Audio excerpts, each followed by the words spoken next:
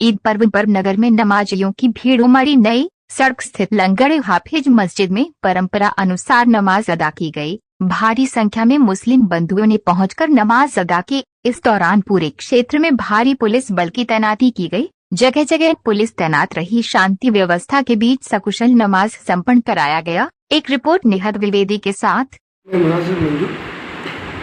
महासचिव शहर कांग्रेस कमेटी। आज ईद है। ईद के पर्व में जिस तरह से कहा गया था मुस्लिम बोर्ड की तरफ से कि आज काली पट्टी बांध के नमाज पढ़ना है, पुराने कपड़े पहनकर, इस पर आपका क्या कहना है?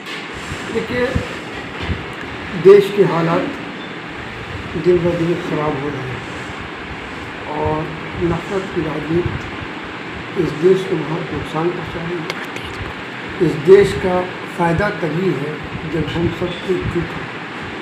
लकड़ी अलग अलग हो जाएगी तो तोड़ने में आसानी है। इस मुल्क के कुछ लोग ये नहीं चाहते कि मुल्क एक रहे। हम एक रहेंगे तभी हम दूसरे देशों से मजबूत रहेंगे। अगर हम टूट जाएंगे तो हमारा देश बहुत नुकसान। बड़ी कुर्बानी देकर के देश को आज़ाद कराया गया है। इस आज़ादी को बचाए रखने के लिए हम सबको एक रहना ज़रूरी है। और ये जो लोग नफरत के बीच बोल रहे हैं उनके खिलाफ कार्रवाई होनी चाहिए और देश को एक तरक्की की तरफ ले जाने के लिए सबको एक होना चाहिए। जिस तरह से रोड पे नमाज पढ़ने के लिए मना किया गया था अभी, तो उस पर आपकी क्या विचार हैं?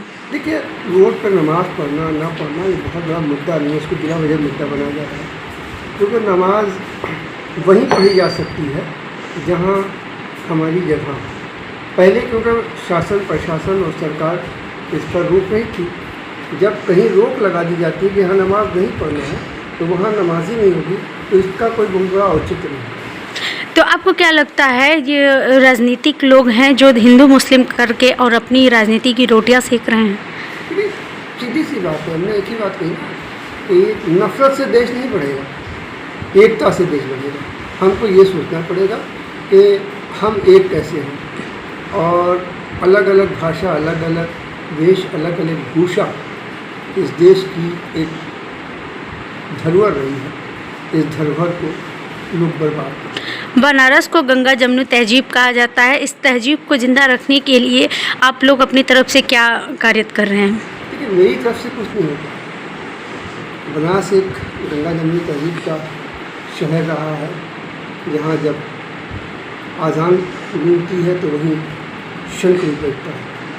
मगर हज़ारों साल से ऐसा कोई वो नहीं रहा कि देश में अमन चैन था। कुछ लोगों की वजह से इस देश में अमन चैन खराब हुआ। ये चीज़ अच्छी नहीं। क्या अपील करना चाहेंगे आप अपने मुस्लिम भाइयों से आज ईद के दिन? मुस्लिम भाई से नहीं बल्कि हम सभी से, देशवासियों से ये अपील करना चाहेंगे कि अगर आप इस देश से मोहब्बत करते हैं, इस देश की आज़ादी से मोहब्बत करते हैं, इस देश के लोगों से मोहब्बत करते हैं, तो नफ़रत छोड़िए और मोहब्बत कीजिए। जब एक दूसरे से मोहब्बत कीजिएगा तो एक दूसरे को मोहब्बत का पैगाम दीजिएगा तो उससे फ़ायदा होगा। हमेशा नवरात्र पर सड़क पर पूजा होती है, हमेशा सड़कों पर जुलूस निकलते हैं, सब कुछ होते हैं, कवाड़ी करते हैं।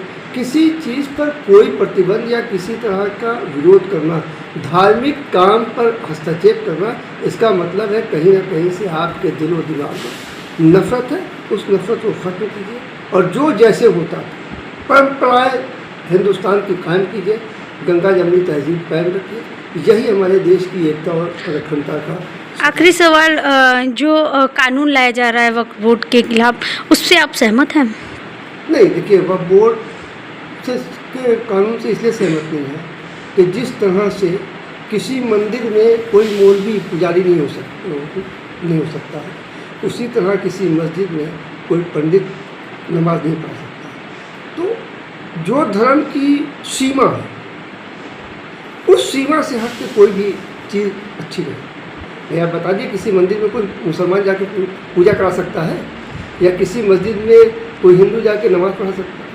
तो फिर किसी संप्रदाय की संपत्ति या बोर्ड जो व्यक्तिगत बना है, मैं आयोग बना है, कोई भी उस आयोग में अलग अलग लोग रह सकते हैं, क्योंकि आयोग पर आयोग में हम धर्म को तोड़े ये कहीं से नहीं दिखता।